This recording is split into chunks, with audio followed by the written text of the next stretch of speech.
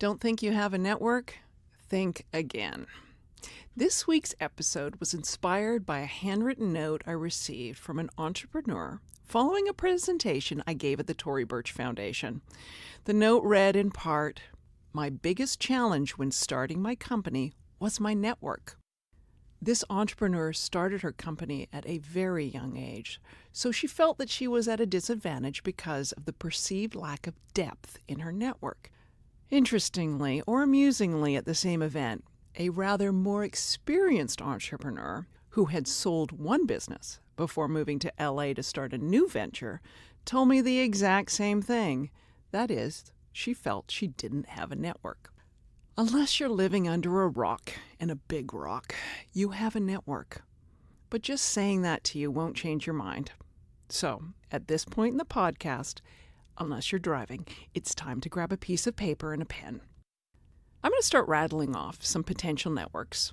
Now, some may apply to you, others may not. Either way, the point of this little exercise is to get you thinking about the connections you already have, because you have a network. Unless you're under a big rock, and then you're not likely listening to this podcast either. So, you have a network. Are you ready? Here we go. Friends, neighbors, mentors, or the people you regularly seek advice from. Or if you're a mentor, mentees. They're part of your network. Interns you've supervised or hired. Peers on the organizational chart at work. Office mates.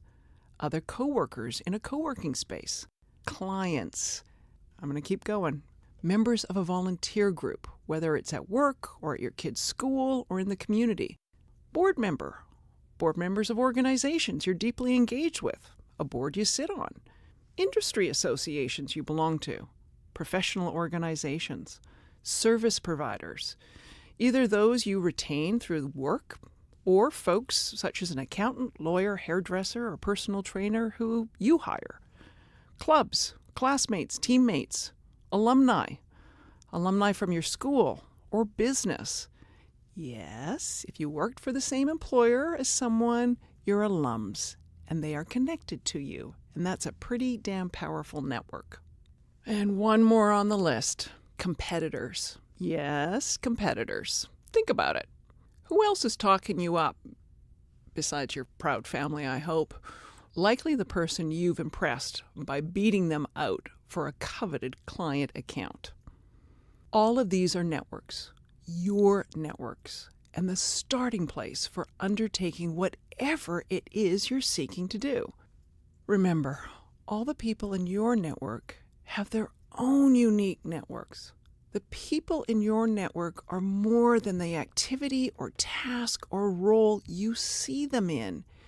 You may know someone in one capacity, but that is not a reflection of the limits of their interests, interactions, and more importantly for this podcast conversation, networks. Here's the point. Your network is bigger than your immediate connections. It potentially includes everyone they know and who those people know, and so forth and so on.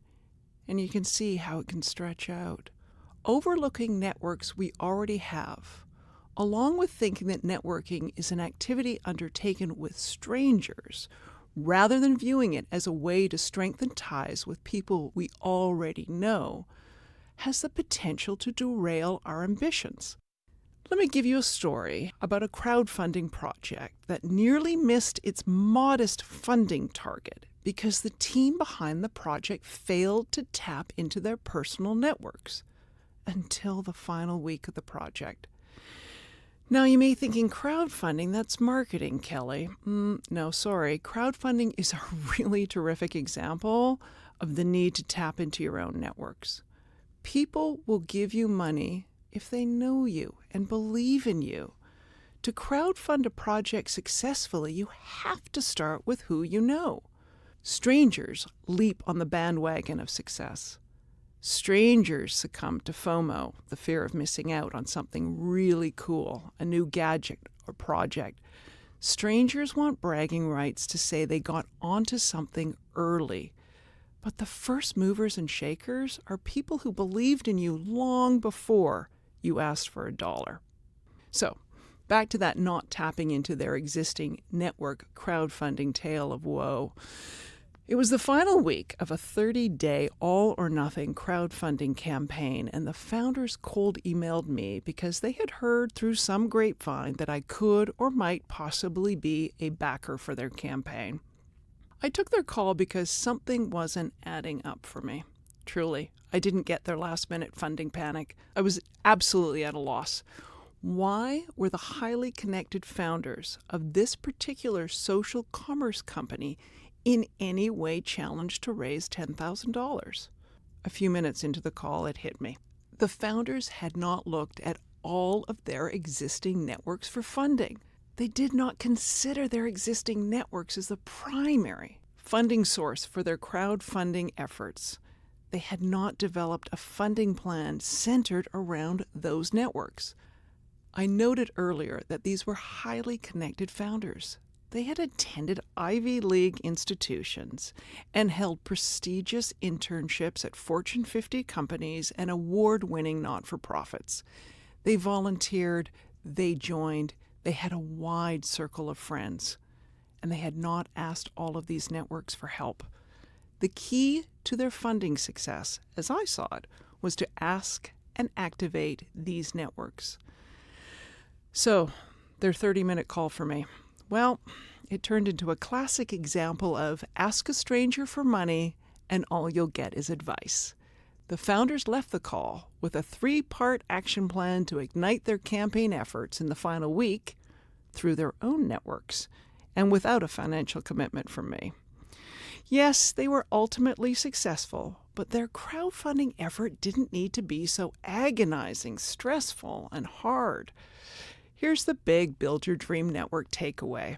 Your success depends on mobilizing support from people who already know you. And you know lots of people. You are just not likely framing those networks in the new light of the venture or undertaking you're currently pursuing. Here's what I suggest you do this week. That list you started scribbling earlier in the podcast, take a hard look at it. Are there more networks you can add to that list? Take a good hard look at activities you engage in regularly. How are you using the networks you already have? Do you know anything about the other people in them? Finally, consider a conversation you had recently with someone in a peripheral network. Say a community service project or a class you attend. What'd you talk about? The weather? Sports? Or did you let the conversation flow in a new direction? The only deficiency in the network you have is how you're valuing it and how you're defining its ability to help you. That's all for this week. Keep connecting.